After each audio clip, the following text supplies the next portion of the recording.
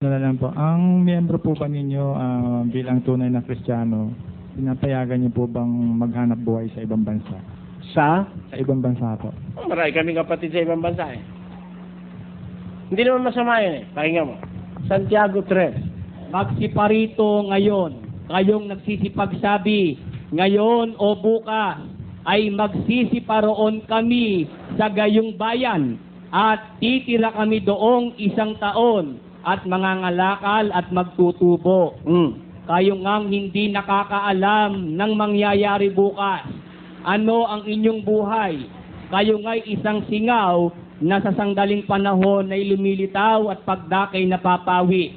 Sapagkat ang dapat ninyong sabihin ay kung loloobin ng Panginoon ay mga bubuhay kami at gagawin namin ito o yaon. Kaya kung sila mag-abroad man, kung loloobin ng Diyos mag-abroad. Yun ang usapan dito.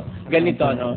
Meron kasing kapatid dito, Bradley, si 10,000 lalakad na kami sa Miyerkules, Lunes noon. Kailangan daw niya si 10,000 lalakad sila sa Miyerkules. Anong gagawin mo kako? Anong maitutulong? Kapatid, wala ako ikakong si 10,000 pareho kako tayong walang si 10,000 saan tayo kukuha nun? Kung mag-ungutang ka naman kako ng patubuan, baka maswindle ka naman. Mabuti na mabuti kung di masuswindle eh.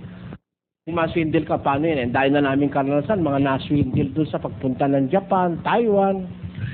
Sabi ko, ganito na lang, manalangin ka sa Diyos na kung kalooban niya, matutuloy ka. Hindi siya natuloy, wala siyang panlagay.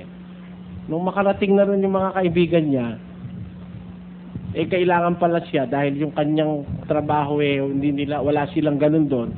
Pinitisyon siya ng mga kaibigan niya. Napunta siya roon. Wala siyang 70,000 na inutang. Kalooban na ng Diyos siguro yung kako. Kaya sa amin kung mag-iibang bayan man, inihintay namin yung kalooban ng Diyos. Kaya marami ng kapatid sa